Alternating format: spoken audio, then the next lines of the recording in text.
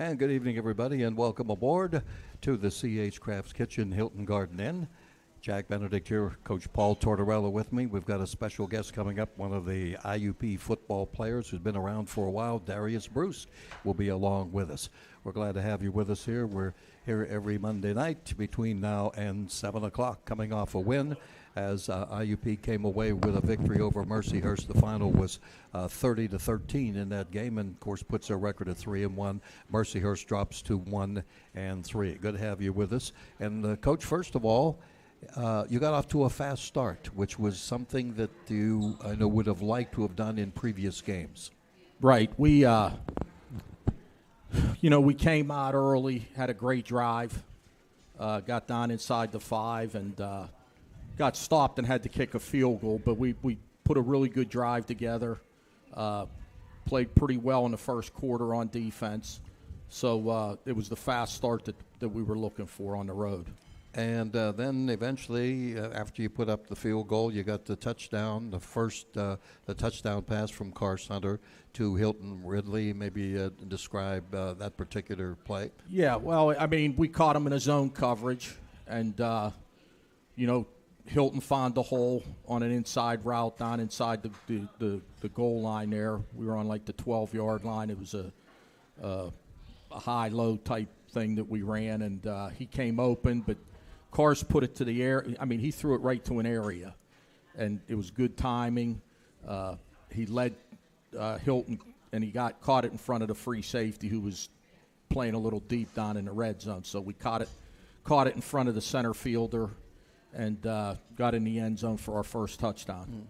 Yeah, and it seems like with Karsten his first year, and of course Hilton's been here for a while, but now they've been together for a few games. They're starting to get that chemistry. Yeah, I mean, starting off, I think Karst was 12 for 14 in his first 14.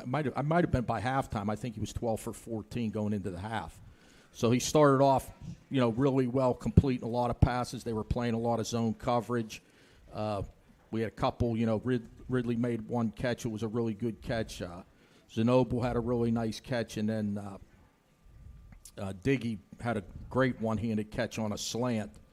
So, and then we threw to the backs a couple times. DeJour had 2 catches out of the backfield. Hauser had a catch. So he spread, he did a great job, spreading the ball around. Most of the pass game was from the pocket. He sprinted, I think, twice and completed 2 passes outside the pocket. So he was doing a real good job, especially in the first half in the pass game. We knew that Karst was very more than capable of being a runner. Right. We saw video of him before he came to IUP and trying to utilize him more.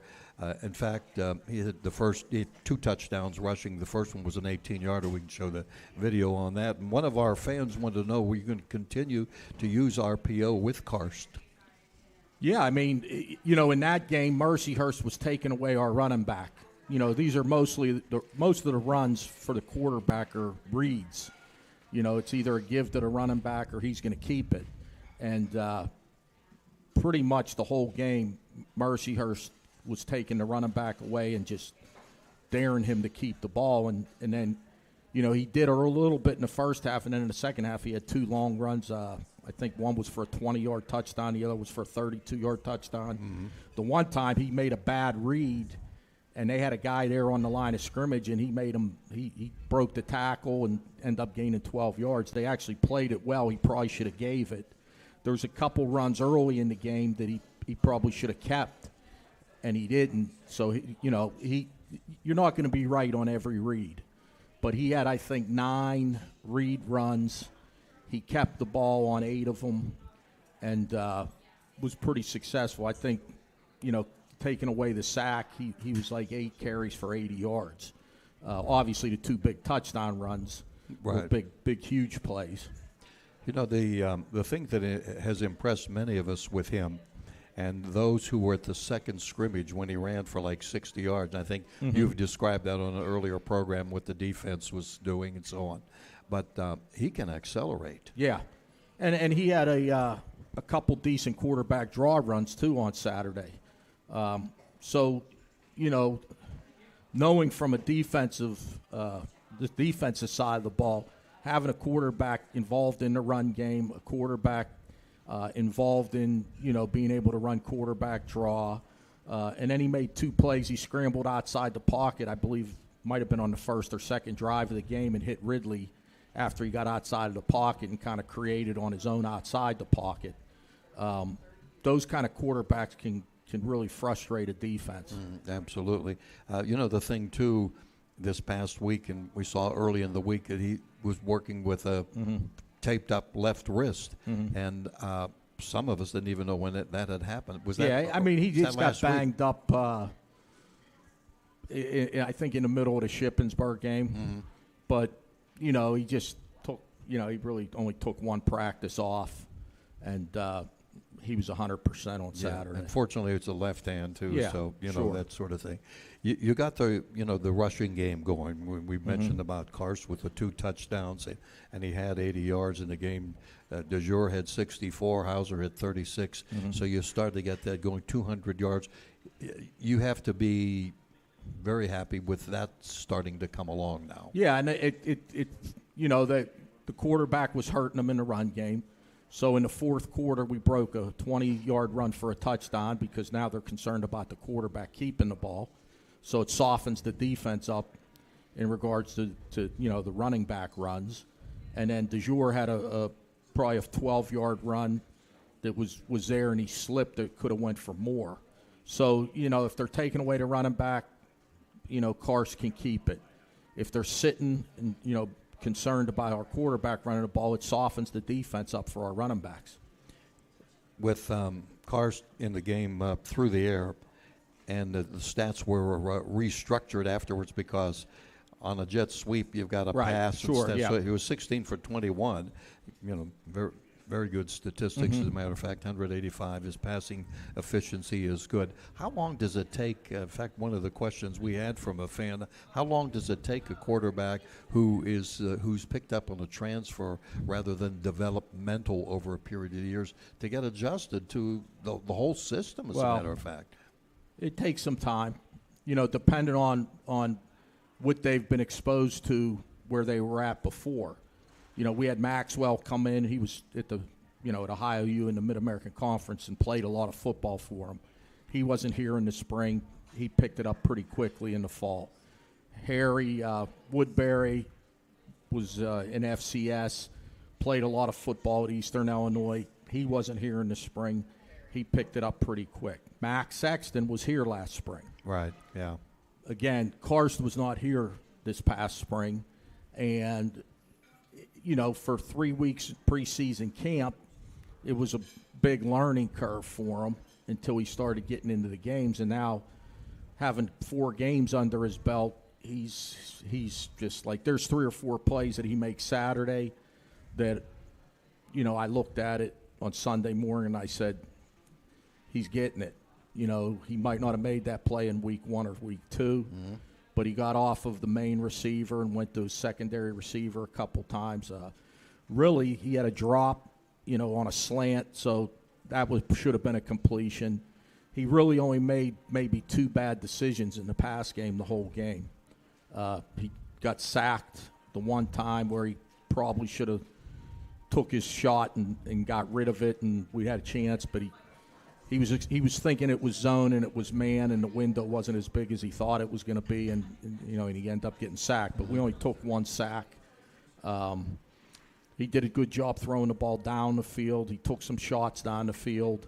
But overall, when you look at his body of work from Saturday, he played a complete game. You would have to think that the reason that he had slow first half starts in a couple of games and then came on second half that would explain it, wouldn't it? Just you can only do so much in practice. Right. It's not, when you're going on scout team and you're just showing the looks of the other team, it's not really fast like it is game speed. So we've tried to do more, we call good on good, our offense against our defense. Even though the schemes may be a little different than who we're playing that week, it's still full speed, and it speeds up his clock. So now he's not holding the ball I think we've got him to the point now where his clock is speed. You know, it's where it needs to be in regards to when to throw it and when to run it. And the schemes by after four, like really honestly, after 4 games, you've seen pretty much 75, 80, 85% of what you're really going to see from anybody. You know, there's after 4 games, that's a pretty good sample size. Now, I'm not saying Slippery Rock won't show us something this week that we haven't seen, but by and large, 85% of, you know, what he's seen is what it's going to be. There's still a couple things out there he hasn't seen yet, but after 4 games, you've seen a good bit. Yeah, maybe as a follow-up to that, one of the fans wanted to know if Slippery Rock has Slippery Rock faced a running threat at quarterback so far this year. Well, Westchester's is a dual threat running. He's more of a runner than he is he's not a real pocket quarterback. I mean, he's sort of a little bit like Lenny Williams was in regards to a smaller guy that's more of a runner than a thrower. You know, the other teams that they played were pretty much drop-back quarterbacks.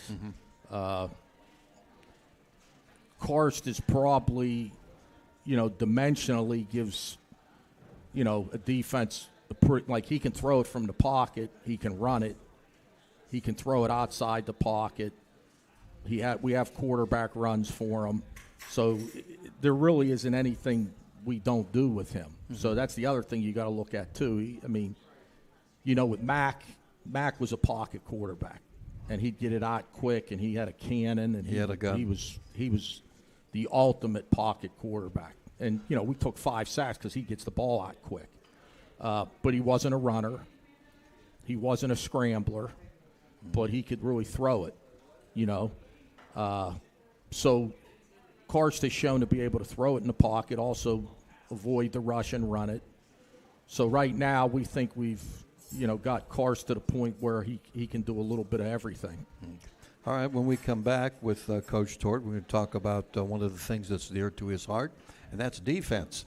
And we'll do that in a moment. We're coming to you live from the C.H. Craft Kitchen here, live at the Hilton Garden Inn. We're here with Hawk Talk each and every Monday night, and we'll be back. We're on U92radio.com tonight and WCCSradio.com. We'll be right back right after this timeout. Pressure, no hassle. Only one of the reasons to buy your new or pre-owned vehicle from Walker GMC in downtown Katanning. Make the short drive across 422 and see why Walker Motor Company was voted #1 new and used dealership in Armstrong County for 6 straight years. Dunkin' Donuts on Oakland Avenue in Indiana wants to show you its new look. Dunkin' is now open and invites you to see the newly remodeled location for yourself. The new Dunkin' has a store of the future look with several new features, such as coffee on tap, mobile order pickup space, and even smart device recharging pads and technology available inside. See for yourself the new look. The newly remodeled Dunkin' Donuts, now open on Oakland Avenue. Indiana runs on Dunkin'. Located along the beautiful Allegheny River in downtown Katanning, the Meredith Inn provides an atmosphere of casual upscale dining. Dine indoors or outside on the new patio. Check them out on Facebook or visit their website at themeredithinn.com. Well worth the drive.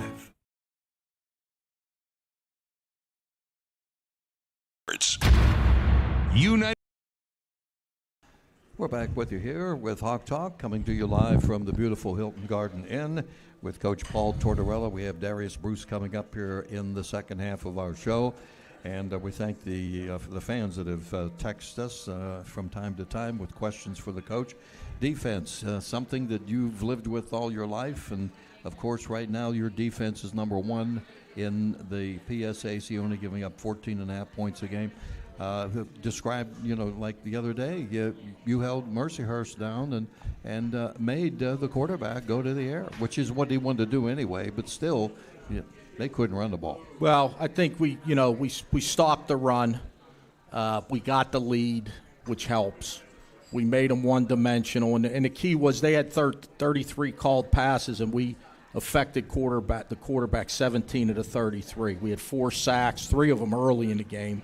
We hit them 7 times, and we had 4 hurries, plus we knocked 3 passes down at the line of scrimmage. So when they call 33 passes and 17 of the 33 we have an effect on the quarterback. That's how you stop teams from throwing the ball, is the pressure on the quarterback. Yeah, and we look at sacks as the stat, but all the other things you're talking about. I mean, you can wear a guy out. I think that's what we did against Shippensburg. The quarterback got hurt, and we hit him. And then last week we hit the quarterback, a lot. I mean, we sacked him 4 times and hit him 7 other times, so he took 11 shots. And then we've hurried his throw a couple times, like 3 or 4 times. And then, like I said, we knocked 3 balls down at the line of the scrimmage. So if you're doing all those things, your coverage has to be on point, but that helps your coverage tremendously, affecting the quarterback. Yeah, exactly. Can you tell that we had talked earlier in the year about you had to replace your 2 tackles on defense. You had some of the veterans on the end. Now you're incorporating guys in positions maybe for the first time. Right. With Danielson, Terrell Williams played some last year, your ends and so on. I don't know. I just noticed the other day it seemed like, wow, these guys are starting to come on. Do you get that idea? Yeah, there's a couple things they do. They play with great effort. They do things the right way. They don't make a lot of mistakes. And they've got good quick. They're nowhere near as big as we've been. We had those 2 big guys last year in there that did a great job. But our guys now are different. They're not as big, but they're quicker, and they're more mobile. We move them a good bit, and we're really happy with the way they're playing inside. Well, the other thing you got to be happy with, at least in the last game, penalties or lack thereof. Right. It's just not as many. And I've looked at Slippery Rock, and they're averaging almost like 7-8 penalties a game. I don't know their specific games, but that's got to be, especially when you get dead ball fouls and personal fouls. We had 2 offsides on defense that didn't hurt us. We ended up stopping them the next play. We had 1 procedure, a formation, not enough guys on the line later in the game. And then we had on the punt return, to be honest, I think their guy face masked and they called it on our guy. But I like the way the officials called the game Saturday. They let you play. When it was obvious, they called it. If it wasn't an obvious penalty, they didn't call it. And, let both teams play. I mean, I think we had 23 yards in penalties, and Mercyhurst might have had 50. I'd rather have that than both teams like we've seen in some games, especially against Slippery Rock, where both teams have over 100 yards in penalties. Now, I'm not saying some of them aren't warranted, but I think the officials, some crews let you play, and then some crews just try to take over the game and call 9 million penalties. And, I've always said my complaint with the officials and the commissioner was call the obvious and let these guys play. No penalties by either team in the first half. Right. No penalties. They didn't throw 1 flag in the first half. Yeah, that was near the end. And really, to be honest with you, there were probably 2 potential penalties. One, an interference on our guy, and then they could have called an interference on our guy. So they didn't call either. Either one. Now, later in the second half on Zanobo on a post, he came open, and it was obvious PI, and they called it because it was really obvious. Mm-hmm. The 2 in the first half, the one on them and the one on us, they could have been called, but they weren't really that obvious, so they let both go. Mm-hmm. So there were no holding calls, on either side of the ball. Yeah. So I really liked the way the game was officiated, to be honest with you, that let the kids play. They were consistent, that's for sure. We touched upon defense a little bit. We're going to have Darius Bruce come up here. I wrote down his name even beforehand. Jay Holmes. Breakdown. A lot of the guys on the defenses are starting to come together. Who scored, when you guys watched your video, who scored big for the coaches? Well, our edge guys played pretty good. Fowler had a good game. Darius was very active, had a sack. got cut on a blitz that was 50-50 whether it was legal cut or not, because you got to do it in the tackle box. But they didn't call it, and that's fine. I thought our secondary played well, our corners, our safeties, our perimeter, both linebackers. I thought all around, we played 24 guys on defense on Saturday. So we had a lot of guys play and get some experience. And I think, our back end is playing fast. Our linebackers are playing fast. I mean, people that know football say to me, man, is your defense fast? Now, I watch them every day, and, they are who they are. I don't really notice it that much. Mm-hmm. But people that know football continue to tell me how fast our defense is. And we've got really, there's 11 guys on our defense, and they all can run. Now, I couldn't say that last year with the two inside. Now, don't get me wrong. We had those two giants in the middle, and they clogged up a lot of run, but they weren't very fast. Now we've got all 11 that can really run. Both our edge guys, Waitman plays 100 miles an hour. He had another good game. And like I said, Fowler picked up his game. He had a sack. He had 2 hurries. And he made a good play on a run play where he really defeated the blocker on the edge and played like he did when he was a freshman. Mm-hmm. So we like where we're at on defense, but the competition's being raised a lot coming into this week. You're playing a team that averages 40 points a game. They got Star Wars numbers, 500 yards a game total offense, 2 receivers that probably 2 of the best receivers in the region, bar none. Mm-hmm. And they got an offensive line that's got 4 senior starters that have been starting for 3 years, and they're seniors now. So, it's going to be a tough test. As a follow-up to that, one of the fans texted me and said, ask the coach, is it easier to get the players focused in detail during Slippery Rock Week? Well, I think, kids are a lot smarter than we give them credit for. And, we do talk about the next game's the most important game, no matter who we play. But they watch the film. They look at the stats. And whatever that team is, it could be, Indiana High School. But if they're averaging 40 a game and 550 yards of total offense, they know it. The name's the name, It's Slippery Rock, but it's also 40 points a game and 550 yards of total offense a game. So it doesn't matter what the name of the team is. Now, as a follow-up, during practice during the week, now we're going to this early in the week, we're at Monday. Whenever you play a Slippery Rock at California or anybody else, maybe, who knows if they're undefeated, can you notice more intensity during the week of practice? Yeah, I mean, that's just common nature. I mean, kids know who you're playing. Sometimes we're not naive.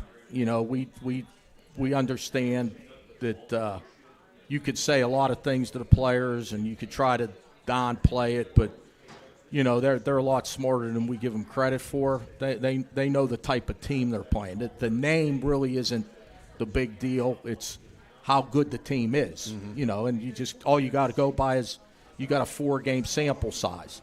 All the other games against that team last year, 2 years ago, 10 years ago, 20 years ago, they absolutely mean 0. Right. So all we have to go by is a 4-game sample size, and they've pretty much, they got 48, 48, 24, 38. I mean, they're scoring a lot of points. Yeah. And they played 2 pretty good defenses in Westchester and Millersville. So it's not like they're just putting up 50 points against nobodies. They've got the pedigree and the numbers show it. And Millersville beat Westchester this week, so they're starting to come on. Another fan wanted to know, what do you do to stop the passing game or slow it down? For instance, do you double team a guy like Kyle Sheets, who is a 6'4" guy? Well, yeah, on paper you can say that, but they got Cohen Russell, number one. It's probably the fastest receiver in the league. And he's not 6'4". And he's legit. Yeah. I mean, and he's a home run threat, as is Sheets. You know, they're the epitome of a big play offense. I mean, you know, I don't really know what their average per catch is because it doesn't matter. I know most of their catches are over 20 yards. They got a lot of long touchdown catches. They got a lot of long a lot of long pass receptions. They get a lot of big plays. And most of them are those two, but their other two receivers have gotten some big catches also. So, you know, I mean, it's just not Sheets and it's just not Russell. I mean, they got a lot of good receivers. They've got good running backs. The quarterback's playing very well. You know, they've got a tight end who didn't play last week that's a decent receiving tight end. So, and then they've got 4 senior offensive line that have been starting for 3 years. So, yeah. I mean, they're a good offense. They're a good team overall, but just looking at it from our defense versus their offense, they've got players. Yeah. When the season began, we talked about IUP and other teams, including Slippery Rock, that had new quarterbacks. Tell us about Braden Long. He leads the conference in touchdowns, passes with 14. You know, for a first-year starter, he's had a tremendous 4 games. You know, like I think he started 1 game last year when their quarterback was hurt. So he hasn't played a lot.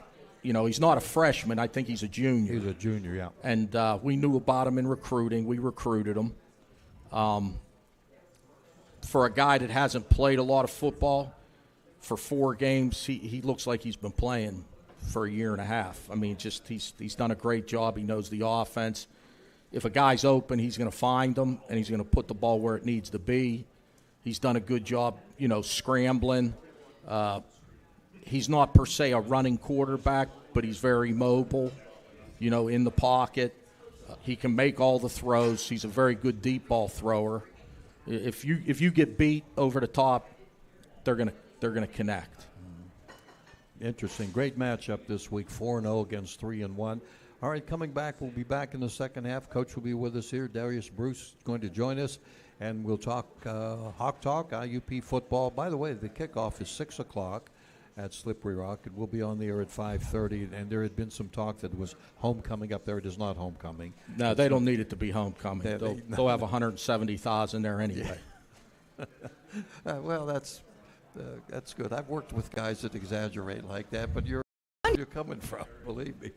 All right, we'll be back in a moment. Stay with us. It's Hawk Talk. We're live from the Hilton Garden Inn. We'll be back on U92Radio.com and WCCSradio.com. Surround yourself with good friends at the Hilton Garden Inn and C.H. Field's Craft Kitchen, offering breakfast, lunch, dinner, drinks, private dining, and catered events. Whether you're an out-of-town guest staying at the Hilton Garden Inn, visiting IUP, or part of the local community, they invite you to join them. On Wednesdays, it's Hump Day Happies from 4 to 6 p.m., featuring $2 off craft cocktails, draft beer, house wines by the glass, and half off select small plates. Find out more online or Facebook and make your choice after the big game. The Hilton Garden Inn and C.H. Field's Craft Kitchen.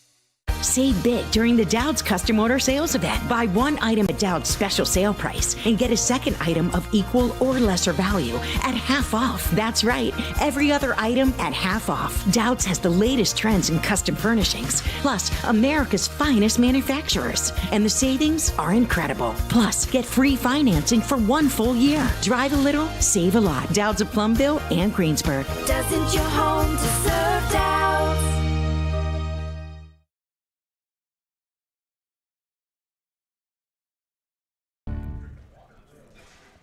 Your home for IUP Sports.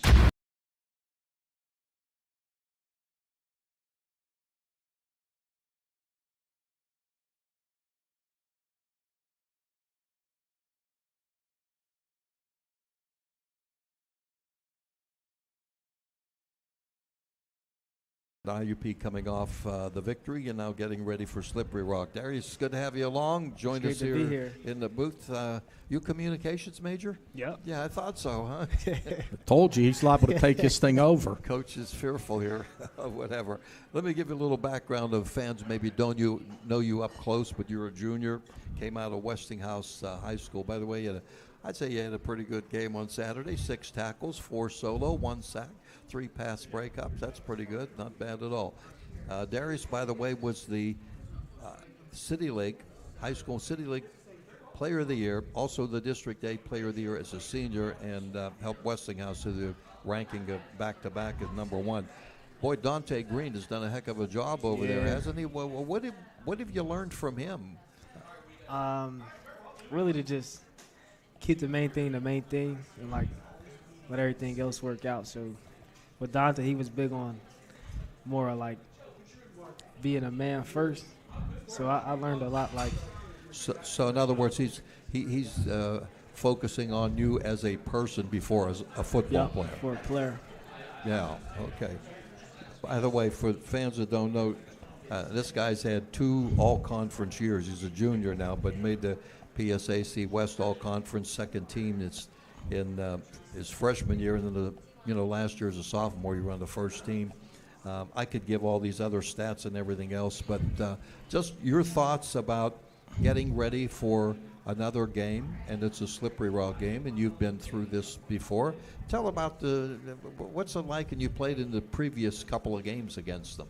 On my freshman year, it was crazy because Tort was on me heavy that game too, because it was just we put in that was my first time learning the coverage we put in, and I wasn't the best at it at first, and he was just on it heavy. It was just heavy. And last year or the year prior to that, there was like rumors going around that there was a situation going on with the last year's star. He didn't have the best game, so when I was coming in, they was on me heavy about it. And then when I got to Slip my freshman year, the atmosphere was different. Like walking out with the tunnel, it's like they just over you, and they just talking crazy. And then it was raining. It was like one of my most fun games here. And then last year bringing them here, it's kind of the same thing. Yeah. Our atmosphere get crazy too, and then the weather was kind of similar. And both games we just executed the plan. But What's going to be like this year? probably nothing different. It's only a big game because it's the next game, so we ready. Be ready, yeah. Coach, tell us about how you first came across, and probably your association with Dante Green, that you came upon this guy. Yeah, absolutely. Dante spoke, very, like the video, the film, it was all, he had passed all the checks, so he checked off all the boxes as a player. I mean, all you got to do is watch the video, and like the guy was all over the place, and he laughs about it. I mean, he tongue in cheek, he really wants to play some offense, and somewhere along the line we may stick him in there at wide out one of these days. Two-way man. Because he's that athletic. There's probably a couple guys on offense that may be able to come over and play in the secondary. We got a couple guys in the secondary that could definitely go over and play receiver, and he's definitely one of them. But Dante spoke about all the other things, the trust that we have with Dante, and he knows the program, and he said this is an IUP guy. And when he came in on his visit, and it was during COVID, so we had to do it on Zoom, and then it just was hard recruiting. So knowing Dante really helped. And, he came in, and I think his third game, his freshman year, he started as a true freshman. He never redshirted. He's been part of a lot of wins here the last 2 seasons and then some this year. He's locked on the position. He's going to, knock on wood health-wise. He'll be a 4-year starter. There's not a lot of guys in IUP football. I mean, there's been a lot of great players at IUP, but there's not a lot of 4-year starters. Or 4-year players that have made all-conference. That, and he never redshirted. So, Sure. If you really look at it, he's to this point, he's really upgrading his game, but he's even got a higher ceiling. He can play even better. And I think this year he's taking it a little more seriously, mentally, and his the mental part of the game. I think he's upgraded his game. You know, the physical tools, they are what they are. Yeah, you know. Yeah. So Darius, how do you keep your emotion in check when you're playing a Slippery Rock at California or a team that's undefeated, let's say, and not get because sometimes when players get too psyched up, you make mistakes. How do you keep yourself within yourself? Like when you lose your composure, you're gonna lose yourself. So like it's more being focused and staying locked in throughout the game because last play gonna be the last play regardless, and the next play gonna be the next play regardless. So regardless if I get a pick, run into the crib, or if I miss a tackle in open space, or if I get burnt, it happens. So it's just gonna have to be the next play. Well, you're playing probably the toughest position in football, trying to, go one-on-one with these wideouts. They got some great wideouts coming. I don't know how many people know that you were on Sports Center. Tell us about that. What happened last year? How that all came about in that particular game? So we got what was he in, like 3? I think it was in cover 3. I got a hook curl or hook flat area. So usually when I do that, I know I could jump. So when I go, I don't fully get to a receiver. Like I want the quarterback to try to like throw it over my head. But when he threw it, it would have been a good pass if I didn't like go up and grab it like that. So when I did that, people was more surprised, like just watching. But like I could make that catch. It was a great play. I mean, I saw a guy this week, a receiver. I can't remember the game that was on Saturday night. Did the Florida. same. Who was it? The Florida game. Yeah, the Florida game. Yeah. I don't know if you saw the Florida receiver did the same thing he did. Oh, is that? He caught it. It was the same, but he was on offense, obviously. It was a receiver for Florida. I did see that, yeah. And it was like the Sports Center play of the night and so forth. It was the same type of catch, but it was on offense instead of defense. We've had some athletes, that have made Sports Center. Sure. So, Darrell Webb in basketball some years ago. Yeah, and I mean, so on. it's.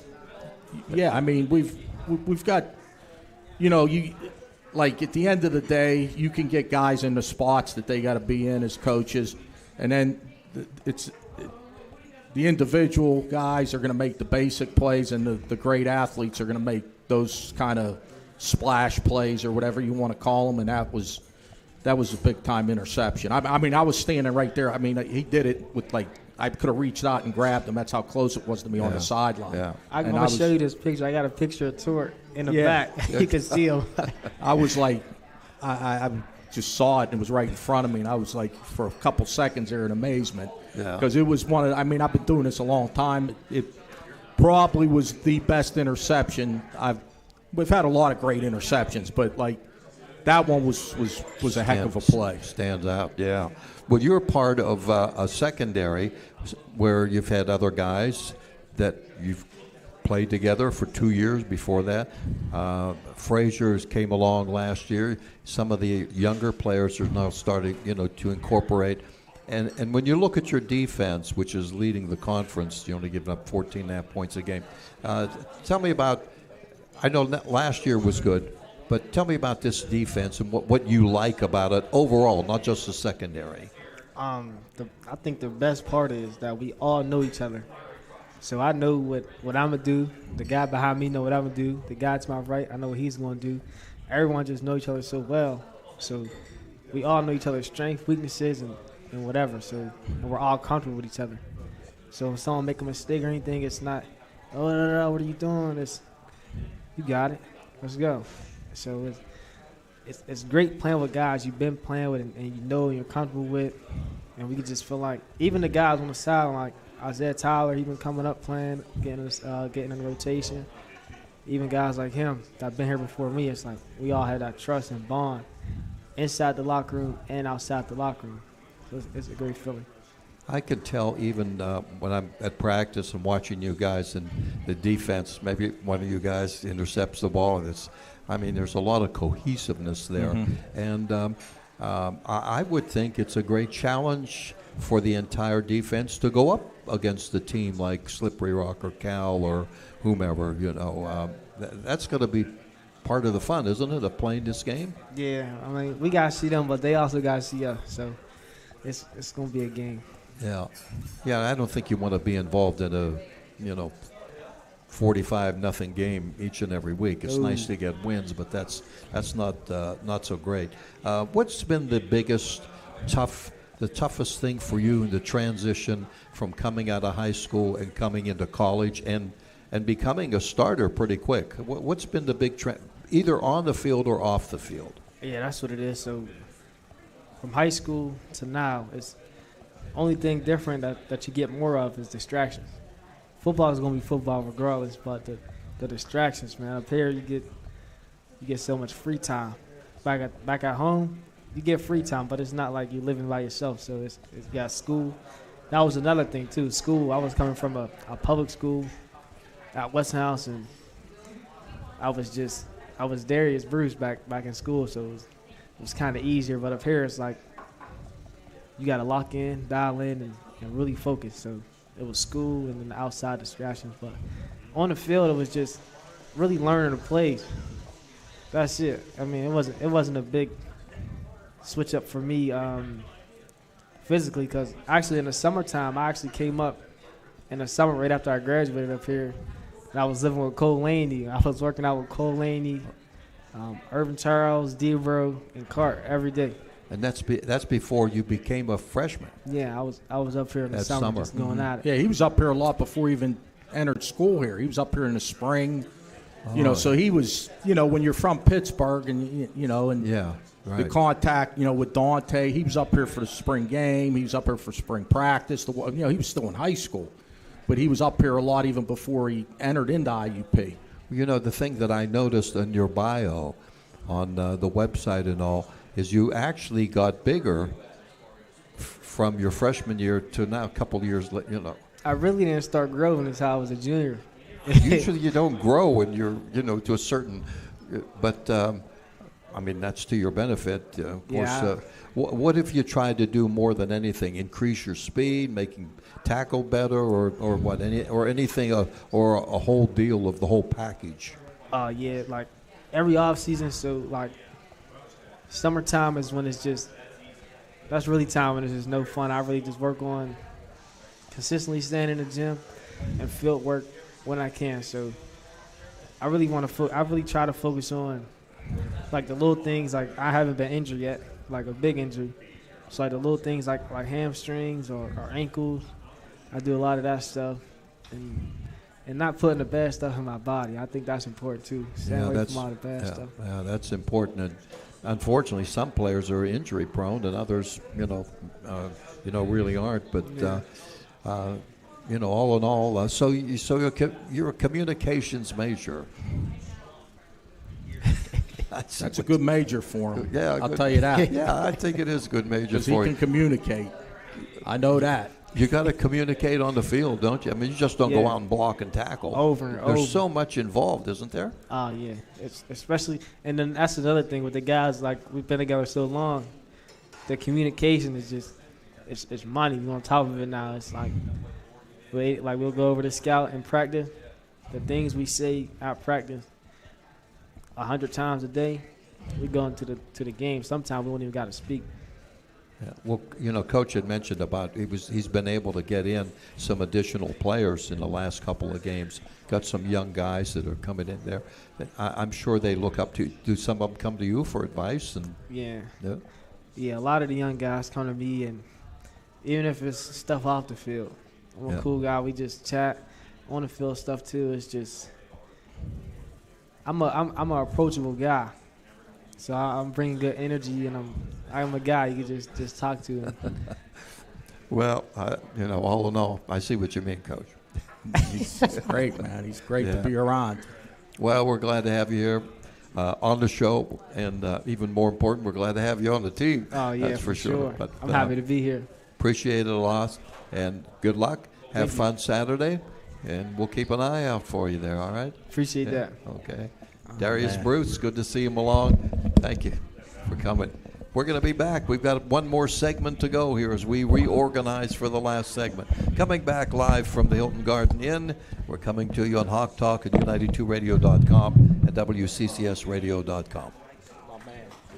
Surround yourself with good friends at the Hilton Garden Inn and CH Fields Craft Kitchen, offering breakfast, lunch, dinner, drinks, private dining, and catered events. Whether you're an out-of-town guest staying at the Hilton Garden Inn, visiting IUP, or part of the local community, they invite you to join them. On Wednesdays, it's Hump Day Happies from 4 to 6 p.m., featuring $2 off craft cocktails, draft beer, house wines by the glass, and half off select small plates. Find out more online or Facebook and make your choice after the big game. The Hilton Garden Inn and CH Fields Craft Kitchen.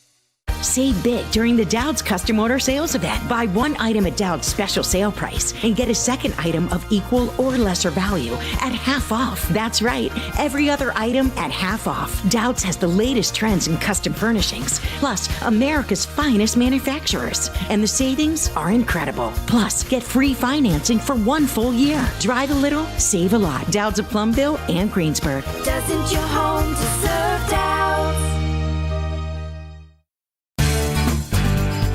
Dunkin' Donuts on Oakland Avenue in Indiana wants to show you its new look.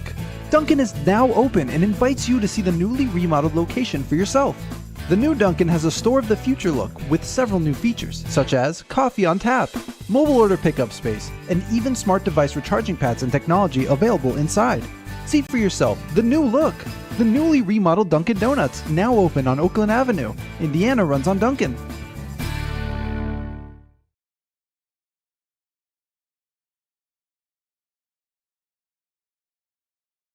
You here at Hawk Talk, coming to you live from the Hilton Garden Inn with Coach Paul Tortorella. Thanks to Darius Bruce, All Conference D-back, great player, great guy, and we'll look forward to watching him on Saturday. Kickoff, remember, from Slippery Rock, 6 o'clock. We'll be on the air at 5:30 on U92Radio.com. One of the fans wants to know, Coach, why does IUP face Slippery Rock and Cal each year back-to-back? You know, that's been it's been like that for a long time. Personally, I don't really make a big deal about it. I mean, you got to play them when you play them. Would it be good to split them up? Maybe, but you know, it just is what it is. I don't let it affect how we perform or how we prepare. And I think the way we talk, you know, the most important game's the next game, and whoever it is, it is. If I'm not mistaken, I know they have the schedules out. I think next year there is a separation. If it's not next year, I think it's the following year. I want to say it's the following year. I could be wrong. Yeah, I could be wrong too. Well, here's another follow-up to that. What disadvantages do you face when you have to play two of the strongest teams in the division in consecutive weeks? Well, when you play a tough, you know, it's going to be a very physical game against Slippery Rock. So, you know, guys are going to get banged up. You know, I'd say it's more that than anything. Then you got to turn around and obviously play another really good team the next week, and you might have some guys banged up and, you know, miss practice time or not, you know, maybe not play in the next game. And you know, these games are all, you know, most of the time one-score games, so it's going to be a tough game. It's going to be a 60-minute game, and it can drain a team if you're not careful how you prepare the next week and where your team at going into that next game. Mm-hmm. Yeah. One of the fans wanted to know, too, about Cole Laney. Wasn't targeted much last week. Is he healthy? Yeah, he was healthy. We just our plan was a little different going into the game in regards to our formations and our groupings. But it had nothing to do with his health or anything of that matter. It was just more of a scheme-type situation, and that's kind of how it, you know, played out. Bring the fans up to date on injury situations going into Saturday's game. Well, to be honest, we should have everybody, I would think, ready to play other than Noah Vaughn, who didn't play last week. The couple guys that didn't play last week, Washington and Isaiah Hauser will practice this week, and hopefully they'll be ready to go on Saturday. But right now, the only guy that is definitely not going to play is Noah Vaughn, and he was out last week. He got hurt in the second half of the Shippensburg game. Okay, but I mean, it's not for the year. No, I mean, we thought we might have him this week, but it doesn't look like we're going to have him this week. Have you found the right combination with the offensive line? I know bringing in some guys, transfer players, experimenting earlier in the year. Do you think maybe now you have the right? Yeah, I think we've after 4 games we've got a pretty good sample size. Obviously, the new guys, Coach Camp knows what they do best now after a 4-game sample size. And we've got 7, and when Richard's in there, we've really got 8 guys that we roll anyway. That's Santiago. But the combination and who's playing where and so forth, I think, Coach Camp feels strong that, he's got them where he wants them. He knows what they do best. And it takes some time. It's just like, the first game you try to do the best you can after preseason camp. But it's a little different because you just spent 3 weeks going against the same defense. And, that's good in a way, but it's also like, doesn't show a lot of flexibility when you play against the same defense for 3 weeks in preseason camp. So now you go into the first game and that defense is different than our defense. And then the second game, that defense is different than the first team's defense. And then the third game is – so now when you've gone through 4 games, like I said, 80 to 85%, you've seen about 80 to 85% of what you're going to see on the season anyway. So we feel good that after 4 games we have guys where they need to be and that help us, give us the best chance to win. Last year you recruited a lot of offensive linemen or linemen that could go offense or defense. Those players now have been here for a while, so that would give you more depth to this point. Yeah, I mean, we've got 13 offensive linemen that are healthy and that practice. So, at our level, I'd love to sit here and say, well, I'd like to have 16, I'd like to have 17. We've got 13 healthy offensive linemen.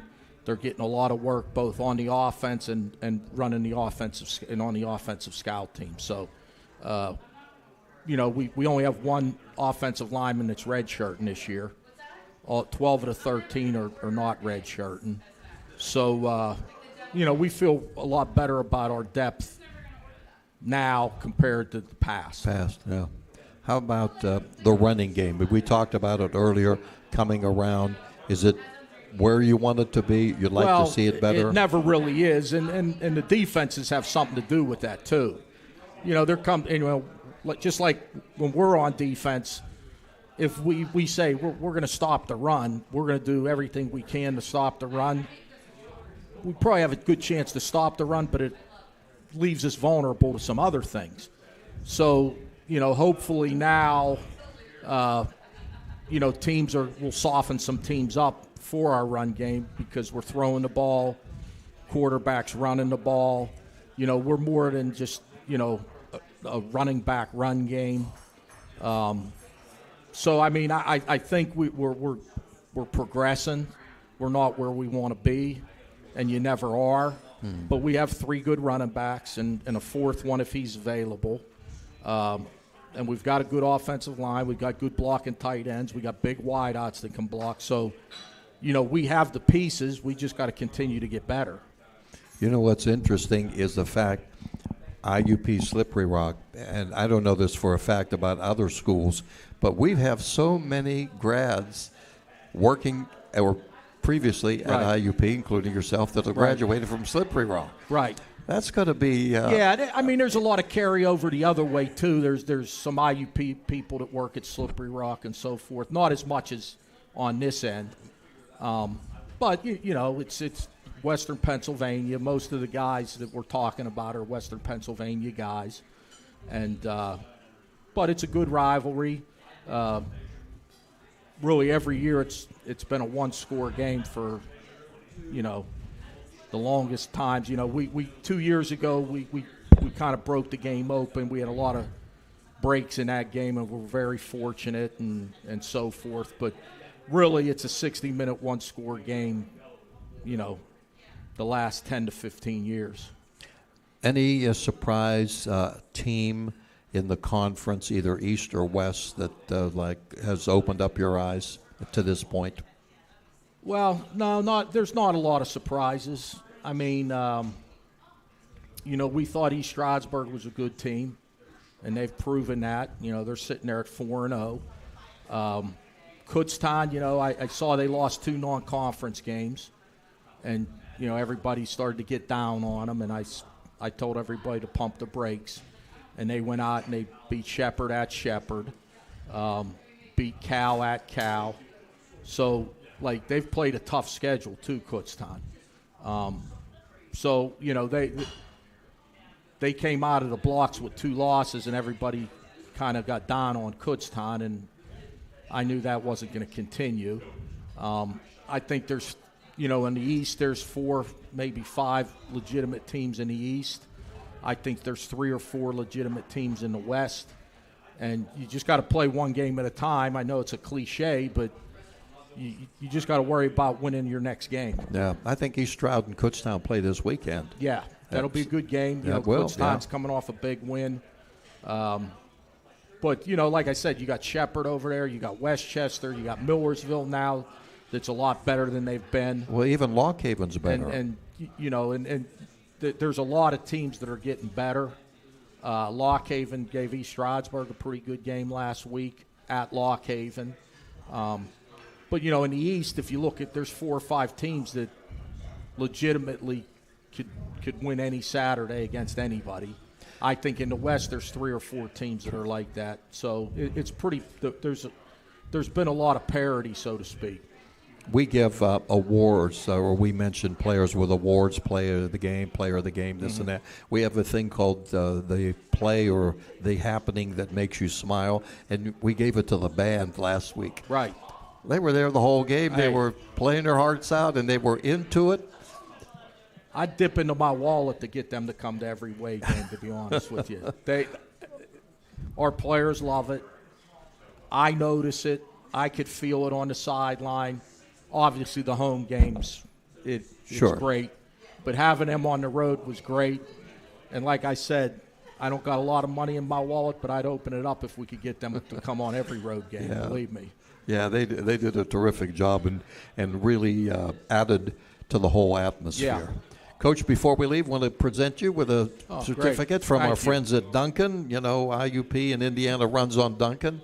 I think we both are not together, but both made us stop there today. Yeah, that's right. A couple weeks they were doing renovations. They couldn't stop. For 3 weeks they were renovating. So now that they're back up and running, I'll use this. All right. Hey, that's it for this week. Thanks, Coach. Good luck to you Saturday. We'll have some fun. IUP Slippery Rock, that's all you have to say. It should be a dandy. And we'll be with you then. Appreciate it. Thank you. Want to thank Darius Bruce and our wonderful crew here for keeping us going. And we appreciate Jake Slobodnik and John Smathers and Carrie's with us today and Mark Burdick. And our faithful fans that show up here each and every week. We'll see you next week, and we'll talk to you during the course of the week. And don't forget, we've got the game for you on U92radio.com this Saturday. For the coach, for Darius, and everybody else, Jack Benedict, and have a Major League evening.